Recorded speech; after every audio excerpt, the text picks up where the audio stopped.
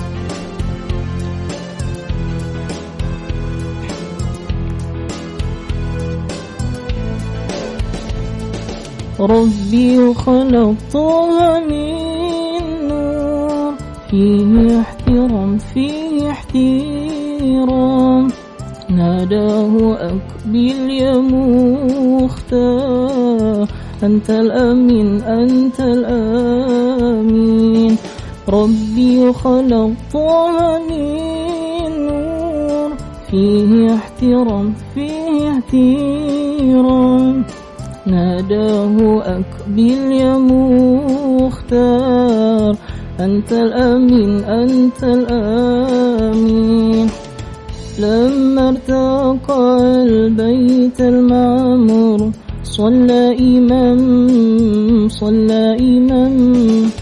لما ارتقى البيت المعمور صلى إمام وقد دنا من ربه الباهي الجليل ناداه أقبل يا مختار أنت الأمين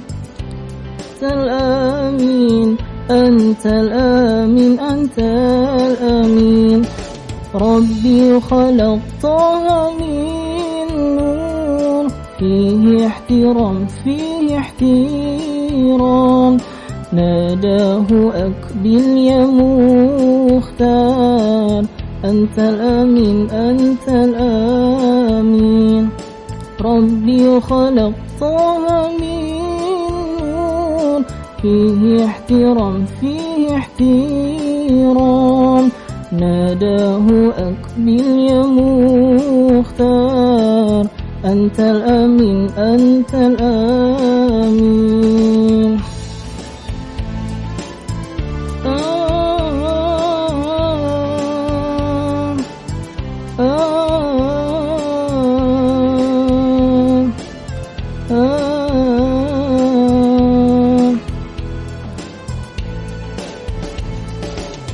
لما ارتقى البيت المعمور صلى إمام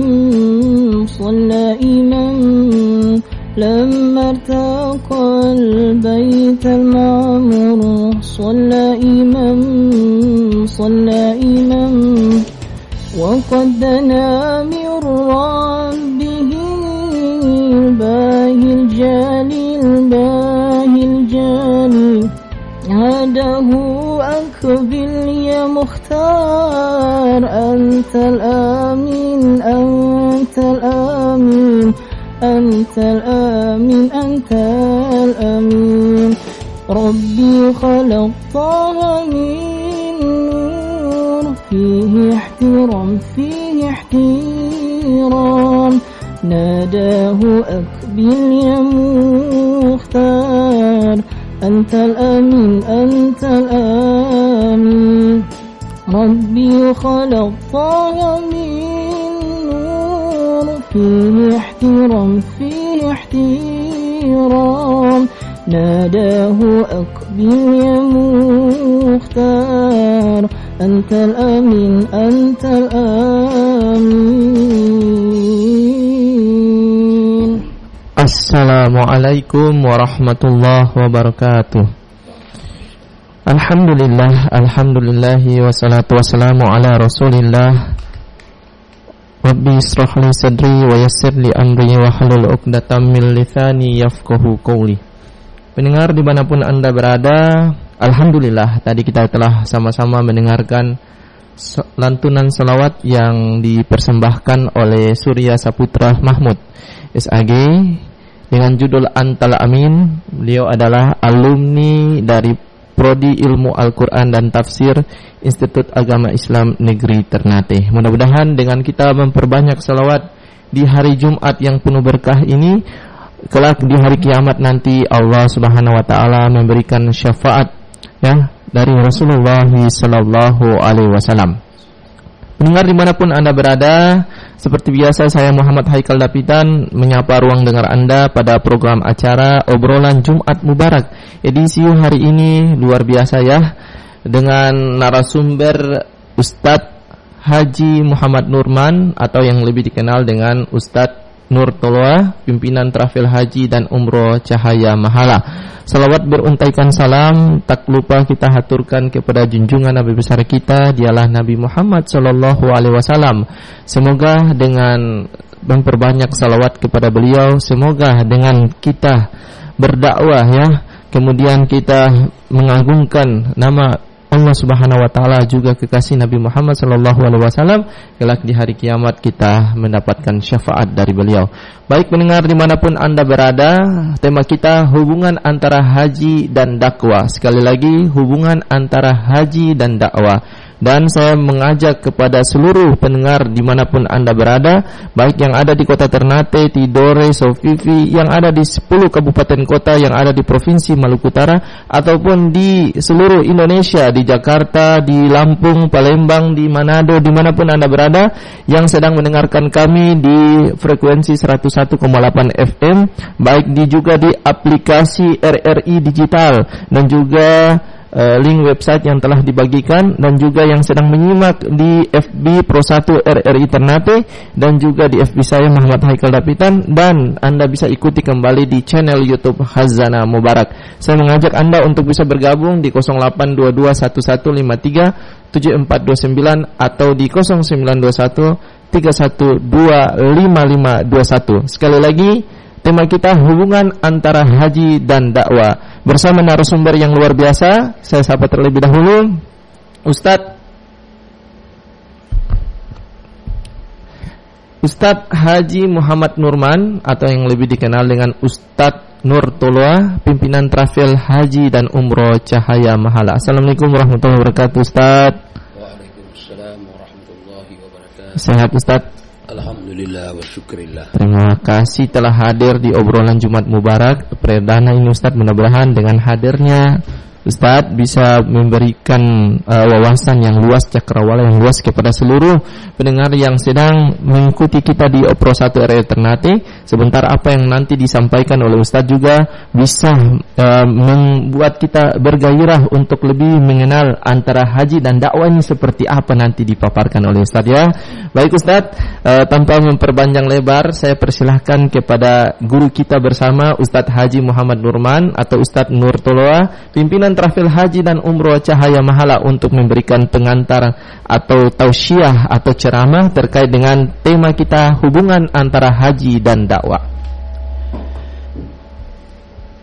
Bismillahirrahmanirrahim. Assalamualaikum warahmatullahi wabarakatuh. Waalaikumsalam warahmatullahi wabarakatuh. Alhamdulillah wa syukrillah wassalatu wassalamu ala millati Rasulillahi sallallahu alaihi wasallam.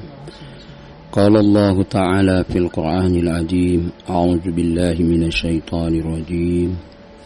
Qul sadaqallah wattabi'u millata Ibrahim hanifah wa ma kana minal musyrikin. Inna awwala baitin wudi'a lin-nas lalladzi bi Bakkah mubarakan wa hudan lil alamin. Wa qala aidan walladzina jahadu fina lahdiyannahum subulana wa innallaha ma'al muhsinin. Sadaqallahul azim. Wa qala an-nabi sallallahu alaihi wasallam, jaddidu imanakum. Kaifa jaddidu imanana ya Rasulullah? Aksiru biqauli la ilaha illallah. Alhamdulillah, para pendengar di mana saja berada. Pertama-tama saya mengajak kita semua bersyukur kepada Allah Subhanahu wa taala. Semoga dengan rasa syukur kepada Allah Subhanahu wa taala kita senantiasa diberi tambahan nikmat, terutama nikmat pemahaman tentang agama, nikmat ketaatan kepada Allah Subhanahu wa taala. Karena bila seorang ditambah ilmu pengetahuan tapi tanpa ditambah dengan bertambahnya hidayah, bukan makin dekat seseorang kepada Allah, tetapi makin sejauh dia daripada Allah Subhanahu wa taala. Salawat serta salam senantiasa kita haturkan buat junjungan kita Al-Mustafa Habibullah Muhammad Rasulullah sallallahu alaihi wasallam dan seluruh keluarga dan sahabatnya yang menaruhkan seluruh kehidupan, kesenangannya semua dikorbankan demi untuk tersebarnya Islam, demi sampainya Islam ke seluruh penjuru sampai daerah-daerah terpelosok. Karena tidak ada keselamatan kecuali hanya dengan Islam. Bapak Ibu, para pendengar di mana saja berada, sekarang mungkin tinggal beberapa bulan ke depan, dan sekarang kita sudah mulai mendengar tentang perbincangan tentang perjalanan ibadah haji. Suatu ibadah yang sangat memberikan motivasi, memberikan animo besar kepada kaum muslimin. Sebagai orang yang beriman, semuanya idola, harapan sebelum dipanggil oleh Allah Subhanahu wa taala. Semoga diberi kesempatan untuk berziarah ke tanah suci, baik itu di Makkah Al-Mukarramah, Madinatul Munawwarah. Bapak Ibu, para pendengar yang bahagia, ibadah haji adalah suatu ibadah yang sekaligus merupakan kesempurnaan daripada rukun Islam. Namun perlu diketahui bahwa ibadah haji adalah hubungan erat dengan satu usaha yang dibuat oleh para nabi dan rasul sejak zaman Nabi Adam sampai Khatamal Anbiya Nabi Allah Muhammad sallallahu alaihi wasallam, adalah dakwah. Karena dengan dakwah inilah terekspansi tentang pengetahuan Islam, termasuk di dalamnya orang mengetahui tentang pengetahuan tentang haji akan tersebar dan diketahui sampai kepada umat, baik itu daerah perkotaan maupun sampai ke daerah pelosok. Tak lain dan tak bukan adalah berkat daripada dakwah. Dengan dakwah orang akan tahu tentang manfaat daripada haji. Dengan dakwah iman kita terpelihara. Dan bahkan lahirnya rukun-rukun haji itu semua berawal daripada gerakan dakwah yang dibuat oleh Nabi Allah Ibrahim alaihissalatu wassalam dan keluarga.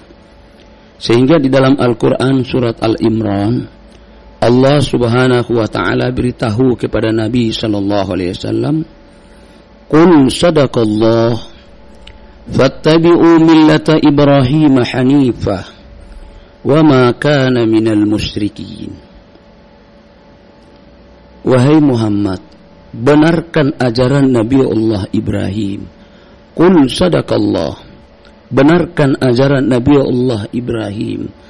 Fattabi'u millata Ibrahim hanifah, ikutilah ajaran Nabi Allah Ibrahim agar kamu tidak tergolong atau termasuk orang-orang yang musyrik. Bapak Ibu yang dimuliakan para pendengar yang bahagia, yang di mana saja berada, bahwa dengan pengorbanan Nabi Allah Ibrahim diperintahkan oleh Allah Subhanahu wa ta'ala untuk tinggalkan istri dan anak, yaitu Siti Hajar dan Ismail. di mana tidak ada tetangga, tidak ada sahabat, tidak ada tempat pertuduhan, bahkan bekal yang diberikan pun sangat terbatas. Apa yang menyebabkan Nabiullah Ibrahim tinggalkan istri dan anak bukan karena urusan perdagangan, tapi adalah perintah Allah untuk mendakwahkan ajaran Allah, mengajakkan kepada manusia, ajak manusia untuk kenal Allah Subhanahu wa taala.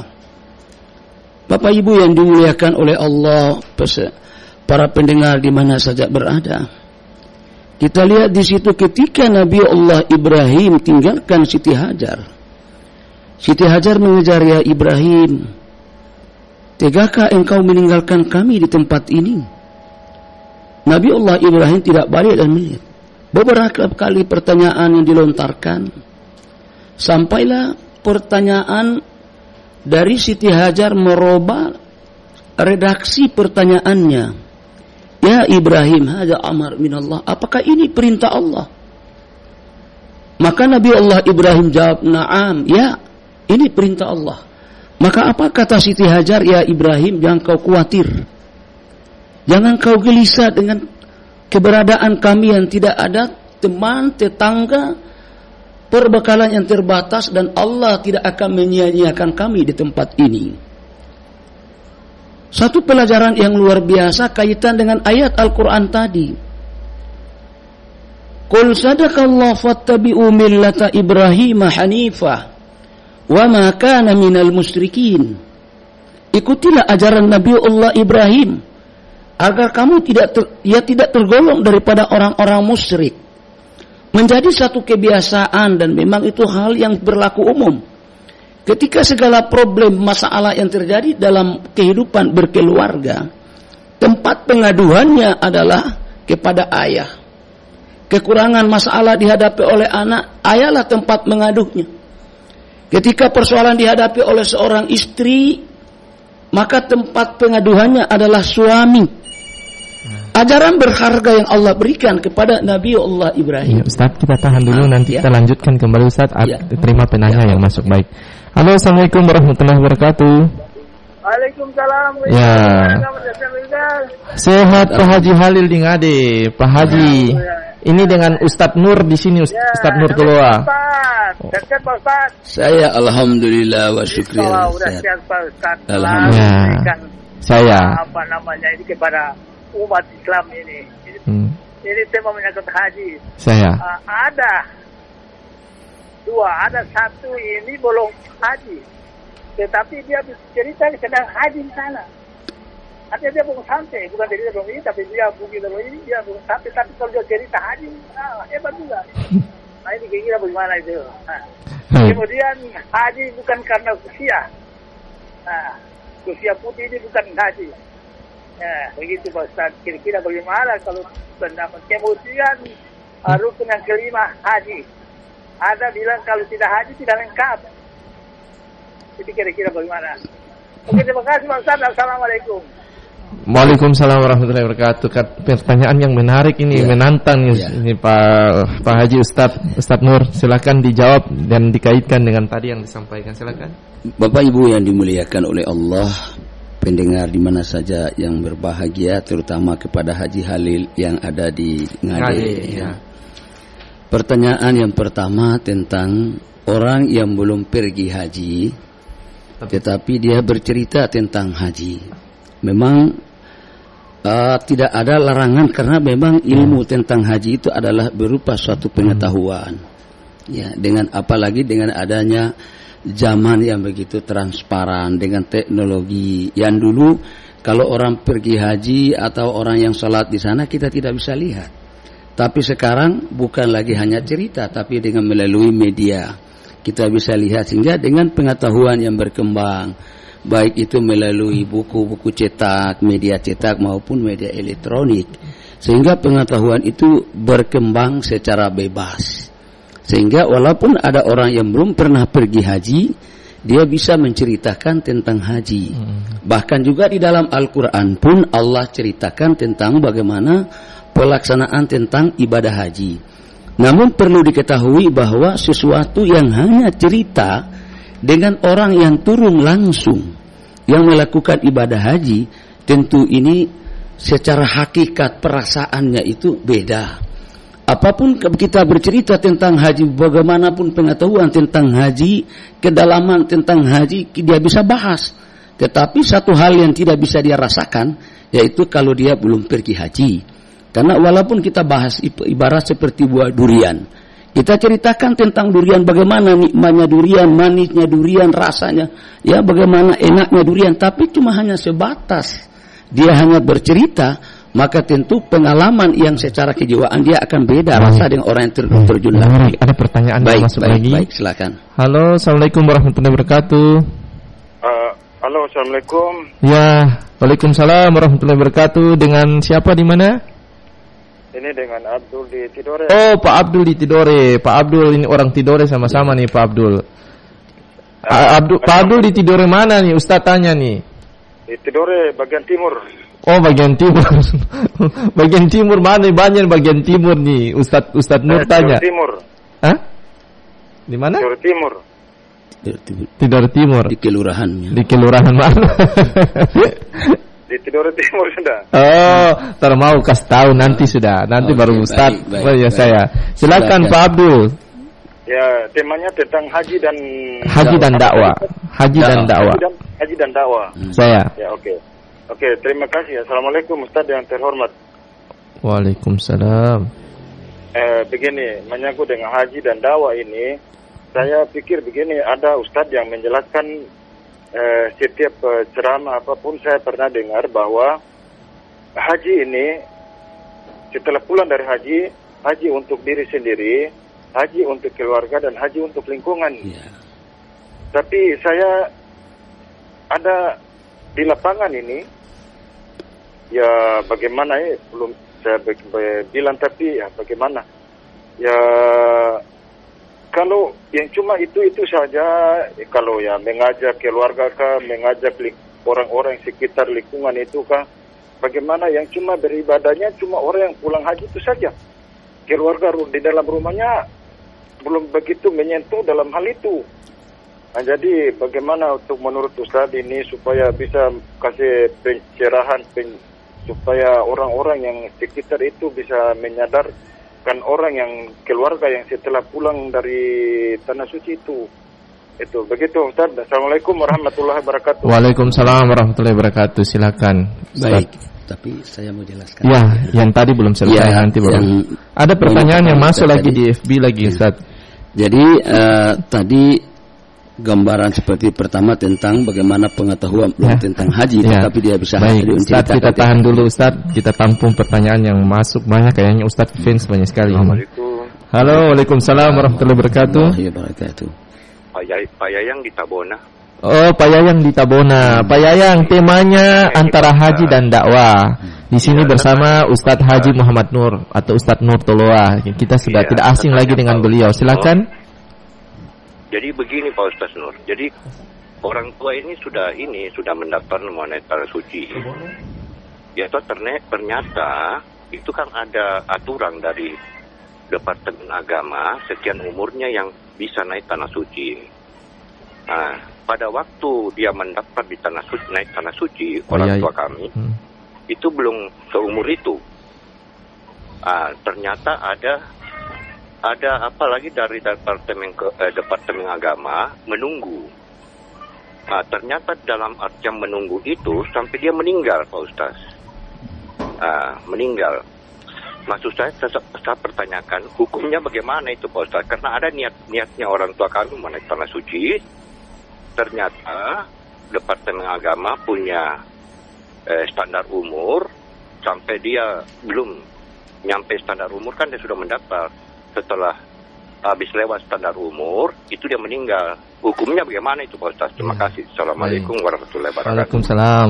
Kita tahan dulu ya penanya yang masuk sebentar lama Ustaz. Bagaimana Ustaz? Ya. Tidak apa-apa. Terima saja Ustaz. Ya, silakan dijawab. Jadi kalau yang menyangkut masalah Pak Abdul di Tidore tadi. Pak Abdul di Tidore menyangkut masalah dengan keluarga. Kemudian Bapak yang sebelum tadi Pak Haji Halil. Jadi menyangkut masalah pengetahuan tentang haji itu sudah dijelaskan tadi bahwa dengan adanya pengembangan teknologi dengan transparannya ilmu pengetahuan sehingga bisa bercerita, tapi secara hakikat, secara perasaan itu beda.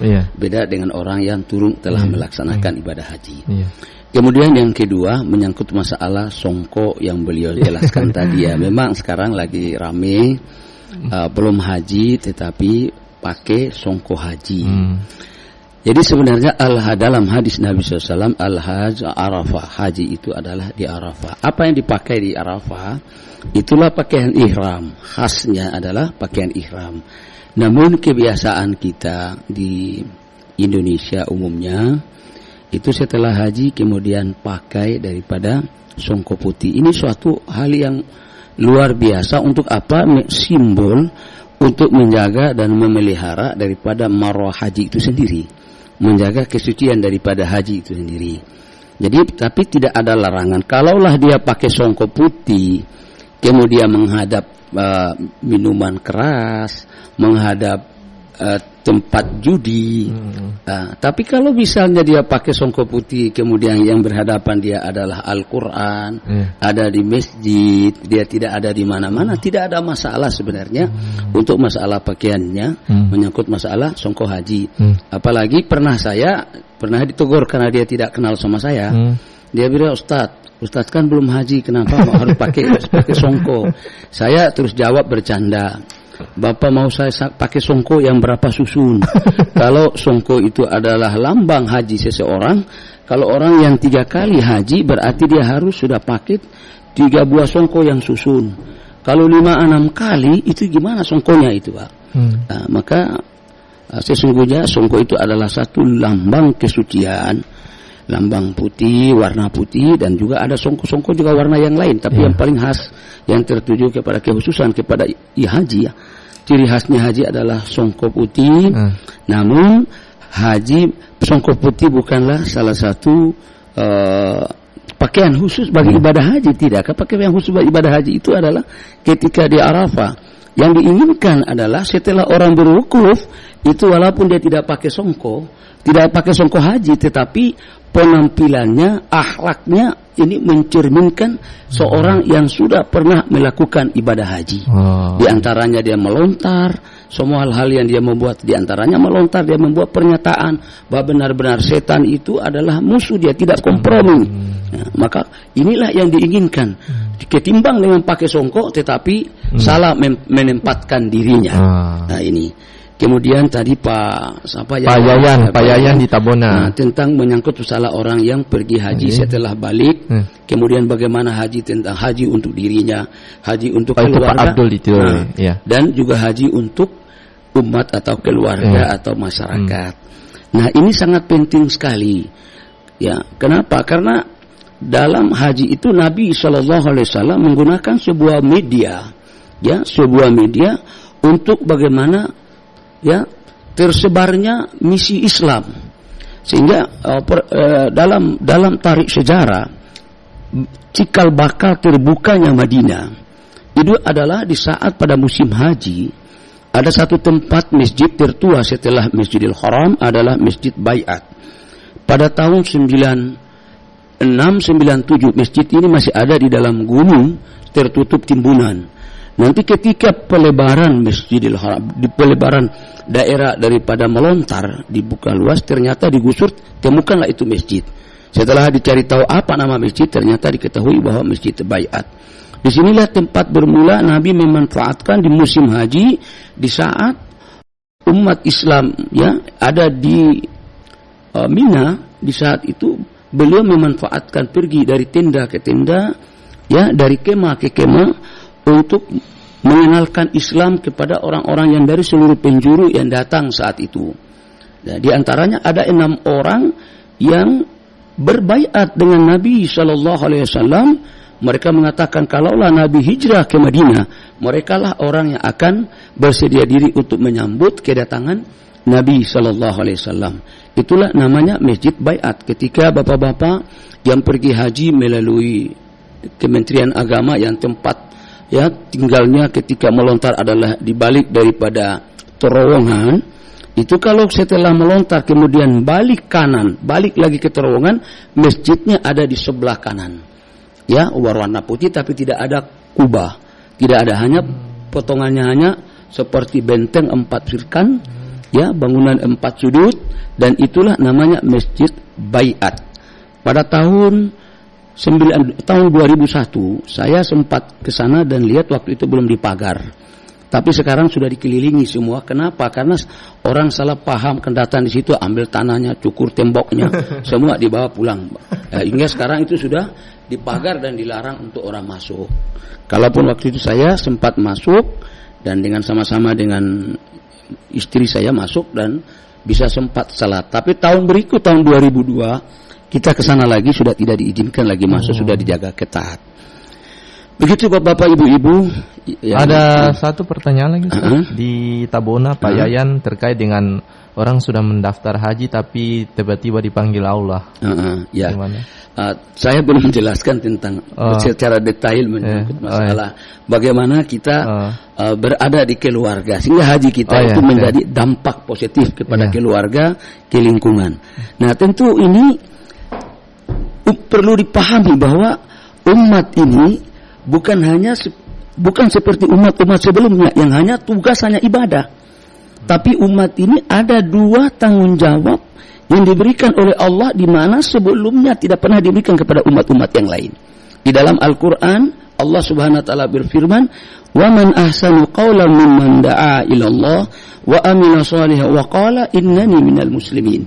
Jadi umat ini dikasih tugas ada 2 tanggung jawab, yaitu tanggung jawab dakwah dan ibadah.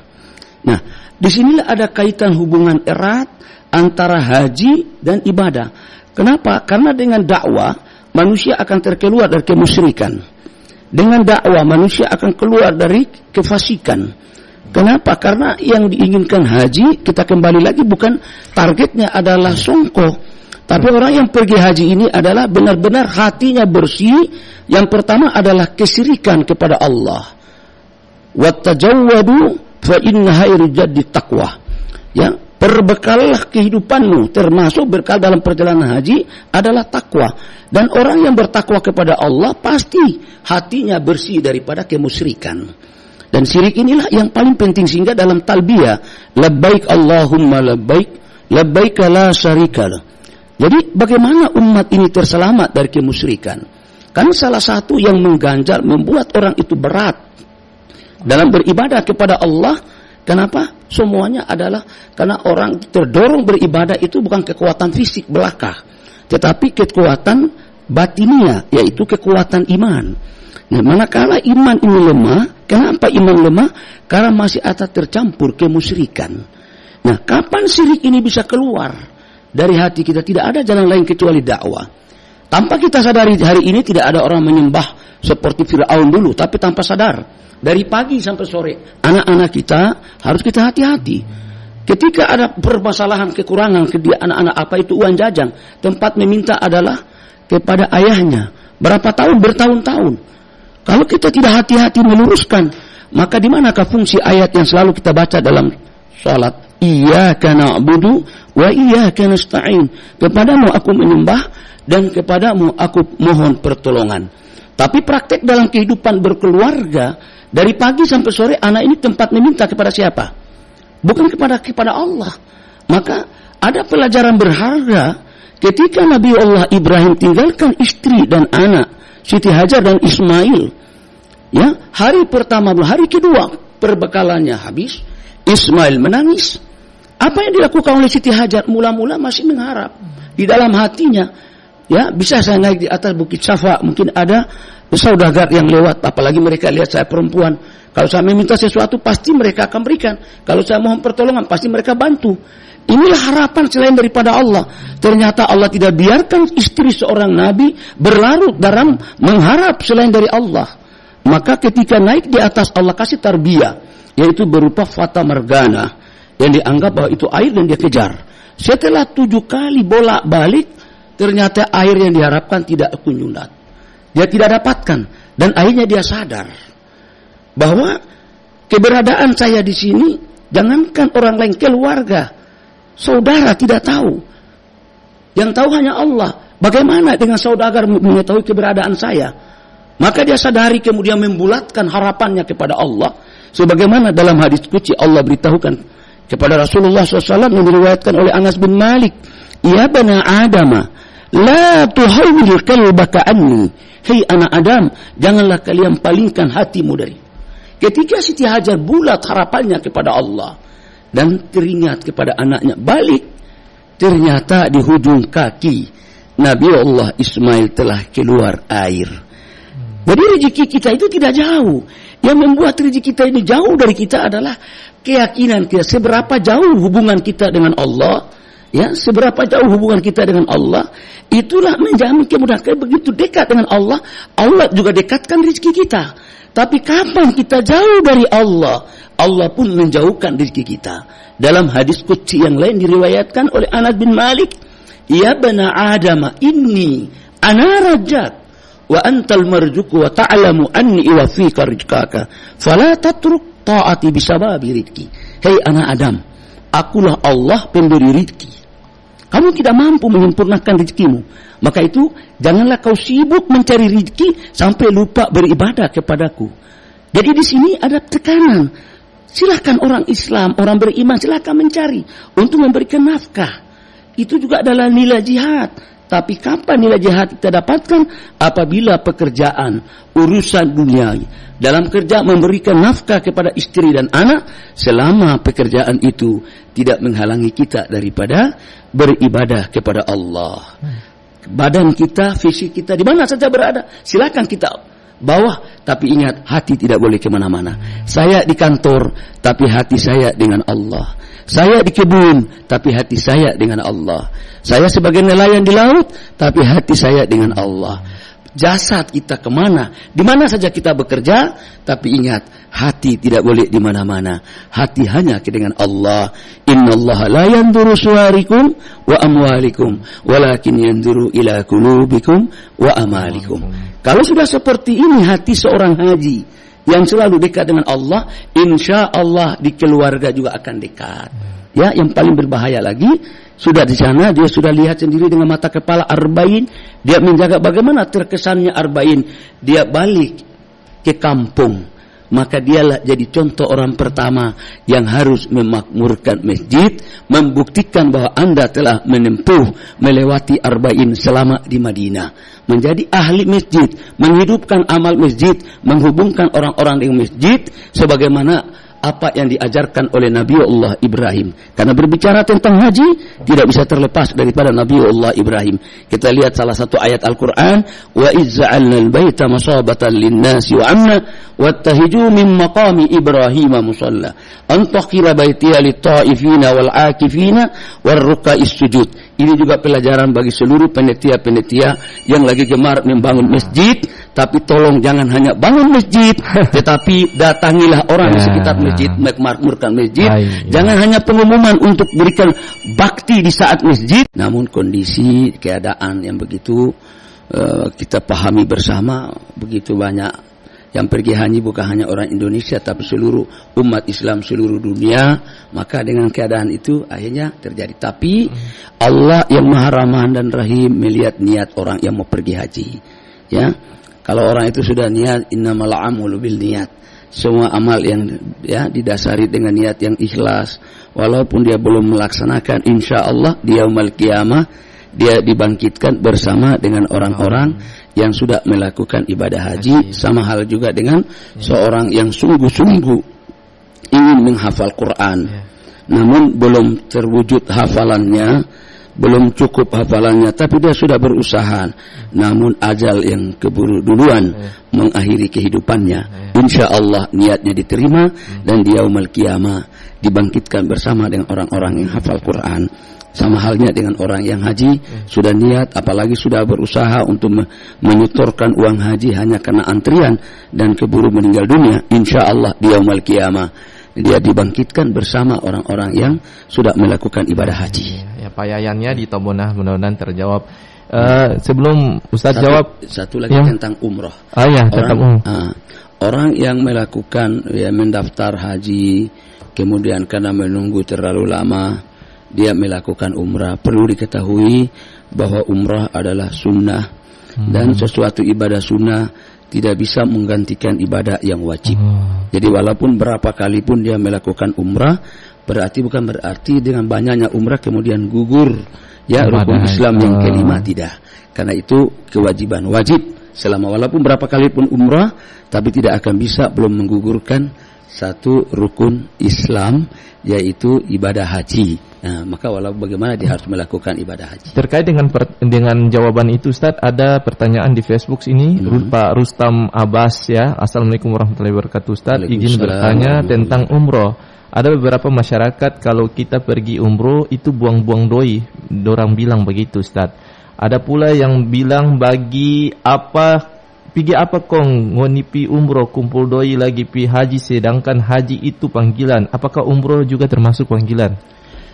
Jadi Bapak Ibu yang dimuliakan oleh Allah, mendengar di mana saja berada, tentang umrah. Umrah ini adalah ibadah sunnah, sedangkan haji adalah wajib. Dan ketika kita diberi kesempatan oleh Allah, kalau sekiranya rezeki itu mencukupi untuk ibadah haji, maka alangkah baiknya kita melakukan ibadah haji. Tetapi yang jadi dilema adalah uangnya cukup, tetapi yang jadi persoalan adalah antrian. Nah, sehingga kadang-kadang masyarakat ambil jalan pintas adalah melakukan umrah. Ya, jadi di sini tidak bisa kita meremehkan, karena umrah ini adalah sunnah, di mana Nabi SAW memberitahukan sunnah, man ahya sunnati faqad ahabbani. Siapa yang menghidupkan sunnahku, sunnah dalam arti baik itu sunnah dalam hal ibadah maupun dalam hal-hal yang lain. Man ahya sunnati faqad ahabbani. Barang siapa yang hidupkan sunnahku berarti dia mencintaiku. Wa man ahabbani kana maya fil jannah. Dan siapa yang cinta kepadaku, dia akan masuk surga bersamaku. Bahkan dalam Al-Quran di surah Al-Baqarah, Allah Subhanahu wa ta'ala beritahu, Qul in kuntum tuhibbunallah fattabi'uni yuhibbukumullah wa yaghfir lakum junubakum Allahu ghafurur rahim. Ya, barang siapa, katakan ya Muhammad, kalau siapa yang mencintaiku, ya fattabi'uni, ikutilah aku, ikuti Rasulullah SAW. Jadi kita tidak boleh meremehkan. Kapan kita lihat kondisi keadaan memang rezekinya mencukupi, bismillah. Tapi mungkin ada hal yang mengganjal, takut-takut umur saya sampai atau tidak. Itu rahasia Allah Subhanahu wa ta'ala. Kalau sekiranya ada kesempatan kita mau, walaupun sudah umrah kemudian ada kesempatan haji, alangkah baiknya kita melakukan ibadah haji. Tetapi ketika kondisinya agak sulit, ya masih lama, kemudian kita melakukan umrah, itu tidak ada larangan. Tidak ada larangan. Silakan melakukan umrah, tapi ingat bahwa dengan umrah belum bisa menggugurkan kewajiban kita dalam rukun Islam yang kelima adalah ibadah haji. Ya. Begitu. Tapi jangan kita remehkan. Kalau pertanyaan dari Pak Haji Halil sudah dijawab ya Ustaz. Ya, terkait dengan orang belum haji tapi cerita haji. Sudah. Baik pendengar dimanapun Anda berada, ini saya membuka pertanyaan kembali bagi Anda yang ingin bertanya kepada Ustadz Haji Muhammad Nurman atau Ustadz Nur Tulwa, pimpinan travel haji dan umroh Cahaya Mahala.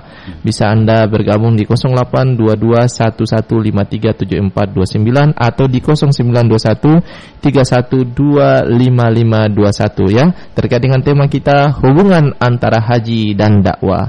Baik, sambil menunggu penanya yang masuk ya, ini secara langsung ya, bisa Anda ikuti kembali di channel YouTube Hasanah Mubarak yang sedang mendengarkan kita di RRI Pro 1 Ternate 101,8 FM atau di aplikasi RRI Playgo yang ada di Ternate, Tidore, Sofifi atau di 10 kabupaten kota di luar Maluku Utara juga yang ada di Manado, Jakarta, Malang sebagainya.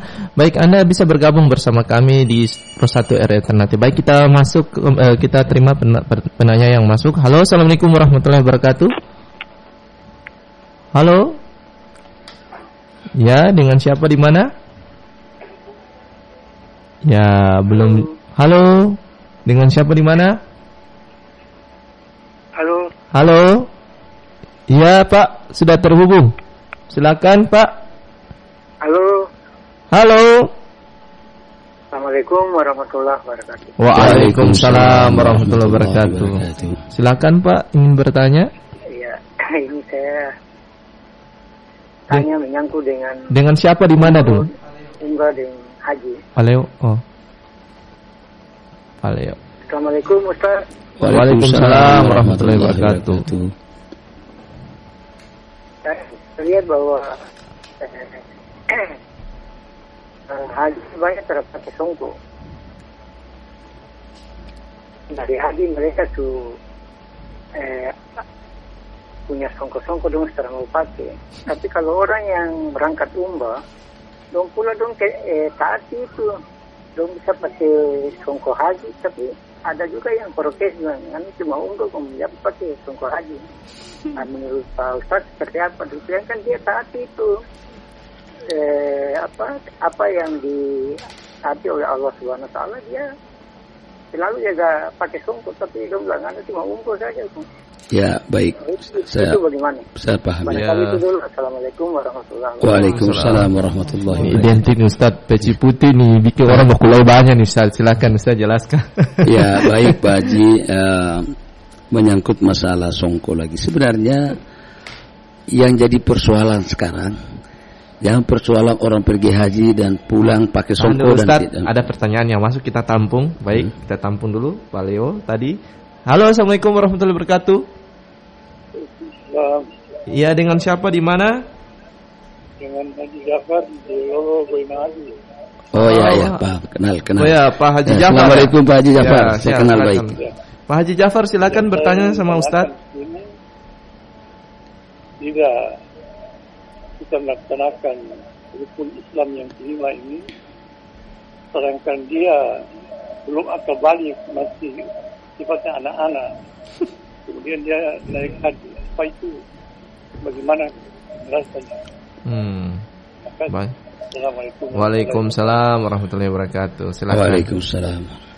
Jadi Bapak Pak Jafar di Gua Ma'adu, perintah Allah Subhanahu Wa Taala akan berlaku kepada setiap orang Islam manakala dia sudah akalnya sudah sehat. Dalam arti pikirannya sudah tahu mana yang baik dan mana yang tidak baik, mana yang dilarang, mana yang perintah Allah, mana yang wajib, mana yang sunnah. Dia kan manakala dia sudah tahu ini, maka insya Allah perintah ibadah, perintah Allah SWT berlaku sama dia. Yang paling pokok sekali adalah salat. Contoh, Nabi SAW diberitahu kepada orang tua, perintahlah anakmu tegakkan salat walaupun ketika usia 7 tahun. Dan ketika 10 tahun dia tidak salat, harus dipukul. Maknanya apa? Bahwa ini sudah wajib bagi dia untuk melaksanakan perintah Allah. Ini salat ini adalah pangkal dari seluruh ibadah. Ibadah haji apa semua akan diterima kalau salatnya beres. Maka itu diperintahkan walaupun usianya masih kanak-kanak. Maka ketika kita lihat ke usia kanak-kanak ini, anak-anak yang umur berapa tahun? Ya, kalau misalnya masih kekanak-kanakan itu memang tidak bisa, nanti kesan ibadahnya itu seperti main-main. Tapi yang dimaksudkan anak-anak ini mungkin taruhlah kalau terata sekolahnya mungkin SMP kelas 1, SMP kelas 2 ini bukan lagi anak-anak, memang kelasnya tingkatannya anak-anak, tapi yang sudah punya pemikiran, dia sudah tahu tentang perintah Allah, tahu tentang artinya nasihat-nasihat itu sudah bisa dia dengar dan dia bisa amalkan. Seperti itu bisa dilaksanakan baik haji maupun umrah. Saya sendiri di tanah suci, baik itu di Makkah maupun di Madinah, banyak sekali kita lihat di saat melakukan umrah maupun haji, di saat diwukuf di Arafah, anak-anak masih anak-anak, umur-umur mungkin di Indonesia sekitar SD kelas 6, ada SMP setingkat SMP, banyak yang melakukan. Dan bahkan ada beberapa kali saya bersama dengan ulama di Makkah, dia bawa anak-anaknya. Jadi sudah tidak apa-apa. Yang jadi persoalannya ini adalah orang yang dewasa, yang sudah pergi haji, kemudian balik, dia anggap remeh tentang salat. Ini yang enggak. Jadi perlu dipahami bahwa tadi seperti Pak Haji yang pertama tadi bertanya bahwa kalian yang belum haji, kalian salat saja. Jangan samakan kami yang sudah haji ini tidak bisa. Ya. Ini adalah pemahaman yang keliru. Justru yang sudah pergi haji itulah balik itu jauh lebih gas. Bahasa anak muda sekarang itu lebih gas tentang salat. Jadi setelah pergi haji yang tadinya sebelum haji hanya 5 waktu salat, tapi setelah pulang dari haji maka dia bukan lagi hanya yang wajib, ba'diyah, qabliyah dia jaga, sunnah rawatib dia jaga, bahkan tahajud duha pun yang tadinya belum pernah dia duha dan tidak pernah tahajud, tapi setelah balik dari haji dia bisa mampu sempurnakan semua. Ya, jangan sampai setelah pergi haji tapi balik, yang sangat menyedihkan, ya. Perlu dipahami dari tadi hanya tanya konteks haji tapi tidak pernah tanya masalah hubungan dengan dakwah. Padahal ini dakwah dengan haji sangat penting, Pak. Yeah. Sekiranya orang-orang yang pergi haji di Maluku Utara ini, yang pergi haji Maluku Utara, dia tahu benar visi misi haji yang dibuat oleh Rasulullah SAW, maka kalau ini dipahami, saya yakin di Maluku Utara ini salat subuh dengan salat Jumat sudah sama. Karena tiap tahun itu ribuan orang yang pergi haji. Perlu dipahami bahwa haji dan dakwah tidak bisa dipisahkan. Kita lihat pelajaran yang sangat berharga ketika haji wadah. Nabi SAW memberitahu, "Ballighu anni walau ayah." Sampaikanlah dariku walaupun sepotong ayat. Dan juga Nabi beritahu yang hadir tempat ini, sampaikan yang tidak hadir di tempat ini. Makanya ketika di haji wadah, maka Bapak Ibu yang sudah pernah pergi haji, paling tidak dia jadi dai di dalam rumahnya. Yang seperti pertanyaan tadi, dia harus jadi dai dalam rumah. Ya, dia harus mengajak. Kenapa? Kan Al-Quran Allah sudah kasih isyarat. Tidak ada istilah kadang-kadang orang tua, anak saya ini bandel, sias tidak poha. Tidak boleh. Karena ayat Al-Quran sudah memberikan isyarat. Kalla sawfa ta'lamun, thumma kalla sawfa ta'lamun, kalla law ta'lamuna ilmal yaqin. Ini sampaikan tuh tidak ada batasnya. Tahan dulu Ustaz, ya, terima dulu. Kayaknya ini pinanya banyak sekali nih. Halo, Assalamualaikum warahmatullahi wabarakatuh. Waalaikumsalam. Saya balik lagi. Haji Halil balik terus nih. Kayaknya haji ini menarik nih. Hanya saya usus apa Ustaz? Kalau bagus, tema-temanya penting ini. Setiap Jumat itu kalau khotbah itu selalu jaga bawa. Bawa di setiap Jumat supaya orang mengerti. Karena ini yang saya tahu dikali tahu. Ya, tahu juga harus mengerti lagi. Jadi saya kira begitu. Terima kasih Ustaz. Terima kasih. Jadi saya jelaskan lagi bahwa sekiranya orang-orang yang pergi haji bukan hanya di Maluku Utara, Indonesia umumnya, memahami tentang dakwah. Karena ketika kita ada di atas kuburan Nabi SAW, kita sampaikan salam, Assalamualaikum ya Rasulullah, Assalamualaikum ya Nabi Allah. Salam-salam yang diberikan, ya. Seorang ulama mengatakan bahwa itu hakikatnya kita berbaiat dengan Nabi sallallahu alaihi wasallam. Apa yang kita baiat yaitu melanjutkan pengorbanan perjuangan Nabi. Bayangkan, ya, begitu erat hubungan dengan dakwah, dengan ibadah-ibadah yang lain, karena Islam ini akan berkembang, amal-amal Islam akan hidup. Di mana-mana orang akan mudah mengamalkan Islam. Kuncinya, kata kuncinya ada dalam dakwah. Ya, kenapa? Kalau manakala dakwah ini tinggalkan lemah, maka Bapak mulia, yang pertama-tama akan keluar dari orang Islam, dia ahli ibadah tapi dia terlepas dari kemusyrikan. Kita terima dulu Ustaz. Ya, baik, halo, Assalamualaikum warahmatullahi wabarakatuh. Ya, halo. Ya, dengan mohon dibesarkan sedikit volume suaranya. Selamat pagi. Ya, pagi. Dengan siapa di mana, Pak? Halo. Selamat pagi. Selamat pagi. Dengan siapa di mana? Halo. Selamat pagi. Pagi. Dengan siapa di mana, Pak?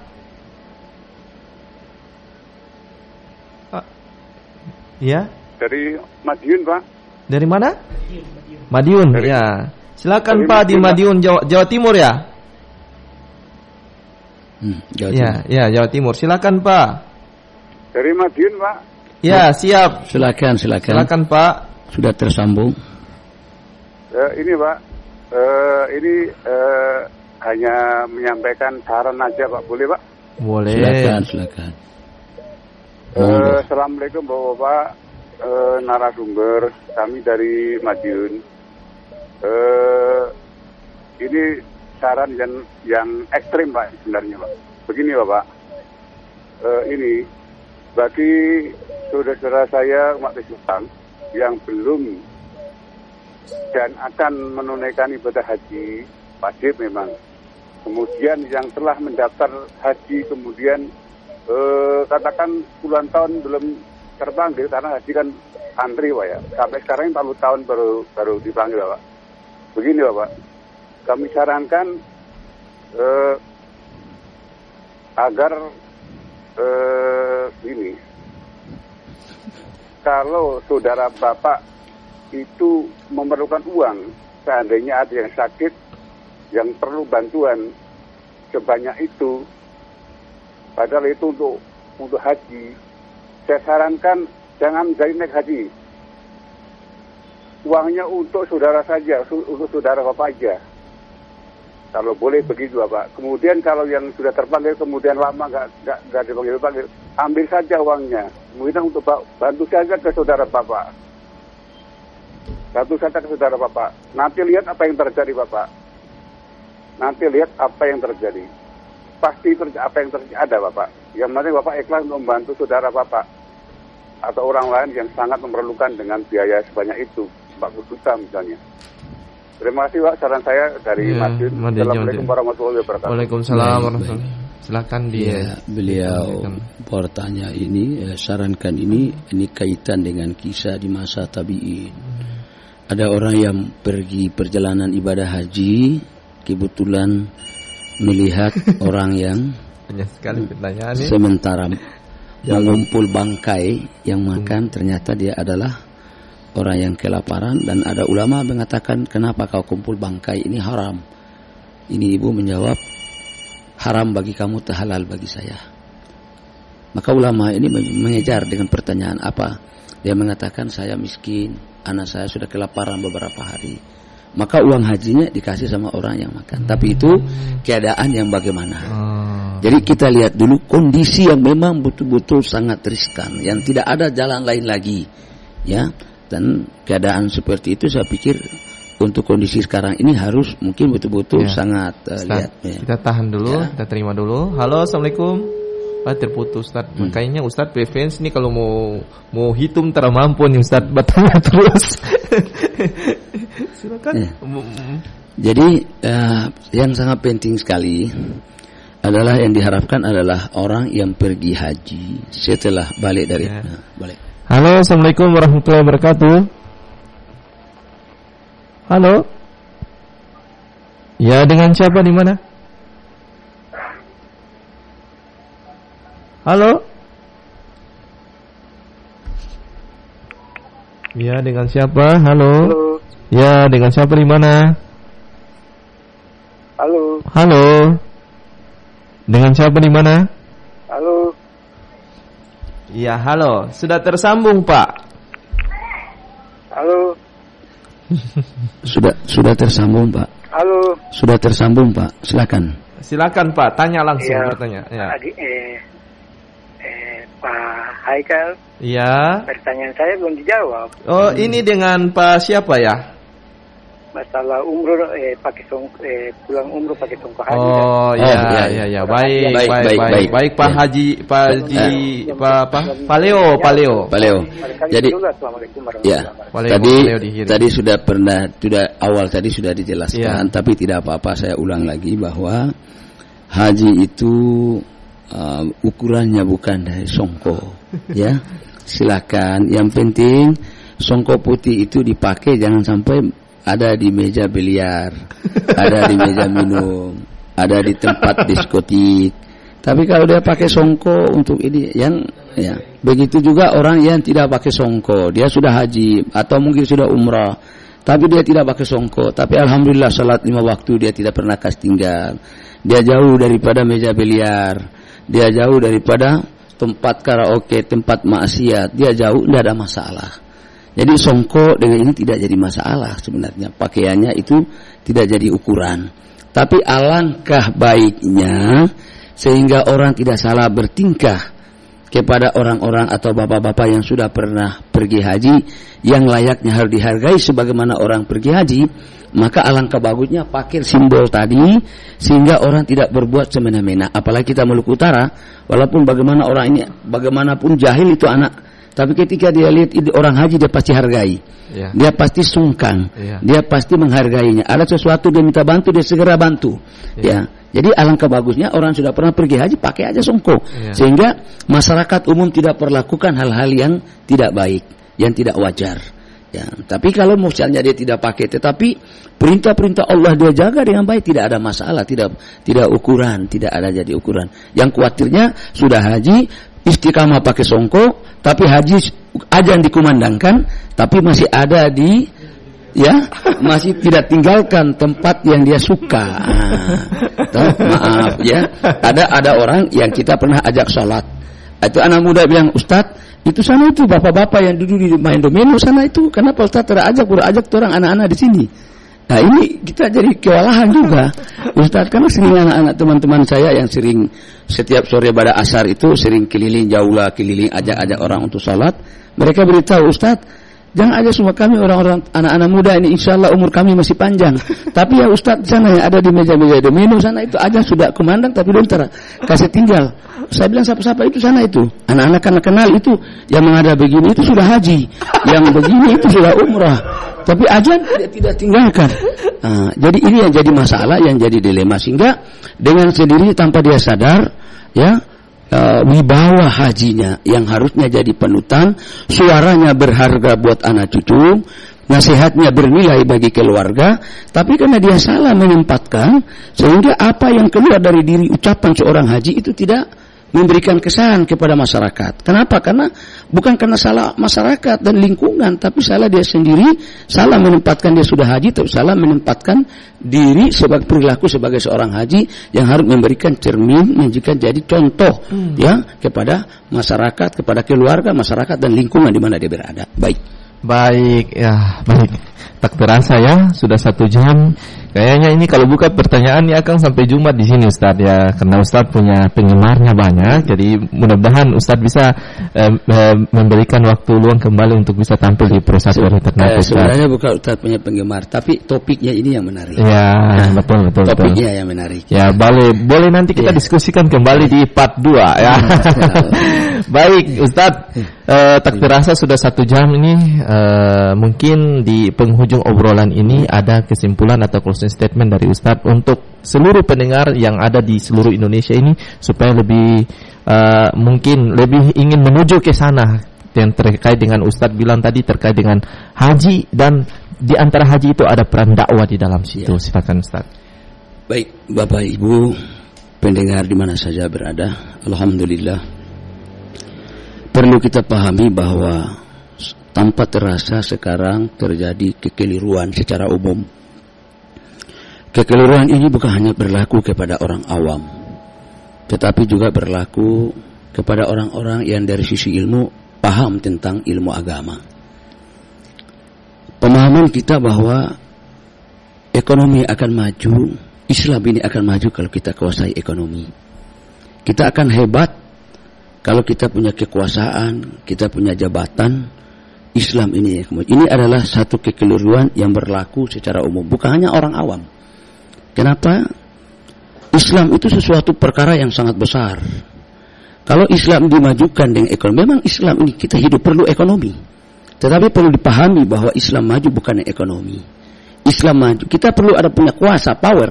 Tapi Islam maju bukan dengan kekuasaan. Allah yang maha kuasa bisa mendatangkan seluruh nabi jadi kaya.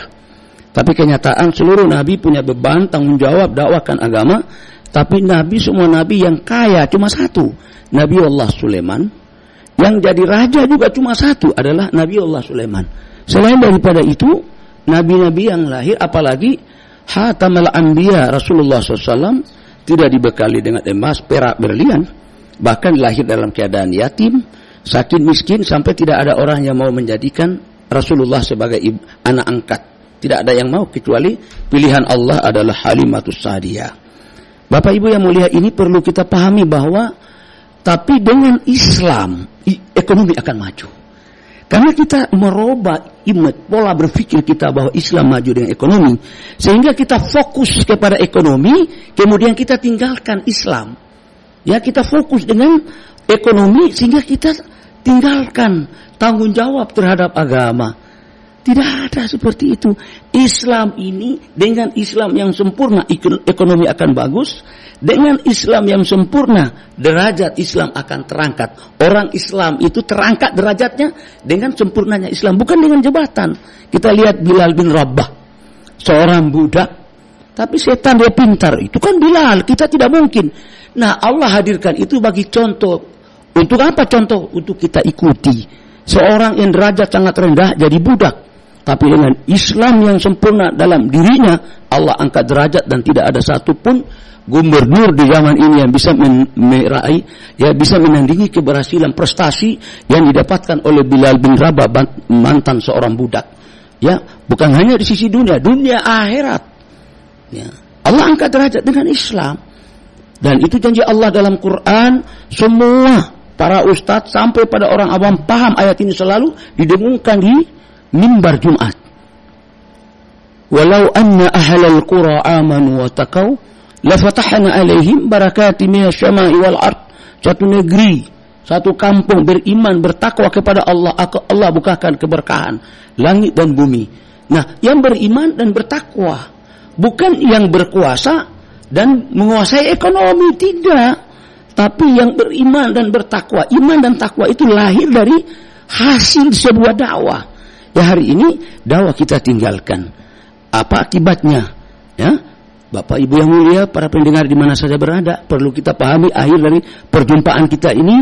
Ingat bahwa umat ini mendapatkan kepercayaan penuh dari Allah dan Rasul. Nabi-nabi sebelumnya kalau meninggal, Allah hantar lagi nabi.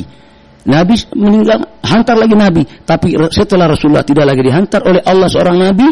Kenapa? Karena umat ini mendapatkan kepercayaan penuh, yaitu apa? Melanjutkan risalah nubuwah. Nabi hanya usia 63 tahun. Usia 63 tahun, tetapi menjadi nabi, berfungsi sebagai nabi ila yaumil qiyamah. Lalu kalau begitu nabi meninggal, kira-kira tugas kenabian ini ada di pundak siapa? Ada di seluruh umat Islam, sebagaimana dalam hadis qudsi Allah sampaikan kepada Nabiullah Musa, haula ila Musa inna fi ummati Muhammad Rasulullah SAW la rijalan qawwamuna ala kulli syarafin yunaduna bisahadati la ilaha illallah jazaohum alayya jazaul anbiya. Wahai Musa, ada di kalangan hambaku umat Muhammad. Apa yang menyebabkan Allah tegur kepada Musa ketika Musa melihat sekelompok kaumnya, umatnya masuk ke dalam gua berzikir, alias tarekat berzikir yang begitu hebat, pantul cahaya keluar dari gua. Nabi Musa bertanya orang di sekitarnya, min aina hadzal nur? Dari mana cahaya itu? Orang di sekitar menjawab, ada di dalam ya Nabi Musa, ada umatmu yang berzikir. Sebagai Nabi bangga, merasa senang dengan kehebatan, kelebihan yang Allah berikan kepada umatnya. Di saat dia merasa bangga dan senang dengan amal umatnya, Allah turunkan hadits qudsi, beritahu kepada Musa, haula ila Musa inna fi ummati Muhammad Rasulullah SAW. Saat itu kita belum ada, Rasulullah juga belum datang di dunia. Tapi Allah sudah ingatkan kepada Musa, haula ila Musa inna fi ummati Muhammad Rasulullah SAW. Hai Musa, ada di kalangan hambaku umat Muhammad, la rijalan qawwamuna ala kulli syarafin. Mereka bertebaran di atas muka bumi, dari kampung ke kampung, dari desa ke desa, dari negara ke negara, dari provinsi ke provinsi, tanpa pamrih, bi amwal anfus, diri dan harta. Apa kerja mereka? Ajak umat ini, kembalikan mereka kepada kalimat la ilaha illallah, ajak mereka kembali kepada amal-amal masjid, ajak mereka kepada amal masjid, dan kembalikan mereka kepada ya Islam, ketaatan kepada Allah. Demikian Bapak Ibu yang dimuliakan oleh Allah, pendengar di mana saja berada, semoga penyampaian yang singkat, semoga Allah Subhanahu wa taala memberikan wawasan kepada kita menjadi asbab hidayah, karena hidayah adalah energi untuk menghantar kita untuk taat kepada Allah. Amin ya rabbal alamin. Amin ya rabbal alamin. Baik, terima kasih banyak Ustadz Haji Muhammad Nur Man atau Ustadz Nur Tulwa, pimpinan Travel Haji dan Umroh Cahaya Mahala, atas segala ilmunya yang telah disampaikan 1 jam kepada kita semua, dan mudah-mudahan apa yang disajikan pada hari ini bermanfaat bagi kita semua ya. Dan kepada adik juga Surya Saputra Mahmud SAG, terima kasih banyak Ustadz, mudah-mudahan ada kesempatan kembali Ustadz untuk bisa bergabung di Pro 1 RR Ternate, karena saya rasa hadirnya Ustadz di sini bisa menambah wawasan cakrawala yang sangat luar biasa bagi kita semua pendengar di seluruh Indonesia Ustadz. Mudah-mudahan apa yang disampaikan bermanfaat, dan saya mengajak kepada seluruh pendengar yang ada dimanapun berada yang sedang mendengarkan kita di Pro 1 RR Ternate untuk bisa mengikuti kembali siaran ini di channel YouTube Hazana Mubarak dengan tema hubungan antara haji dan dakwah. Terima kasih Ustaz. Saya Muhammad Haikal Dapitan mohon pamit dari ruang dengar Anda. Wa kafa billahi syahida. Assalamualaikum warahmatullahi wabarakatuh. Subhanakallahumma wa bihamdika asyhadu an la ilaha illa anta astaghfiruka wa atubu ilaihi. Assalamualaikum. Waalaikumsalam warahmatullahi wabarakatuh.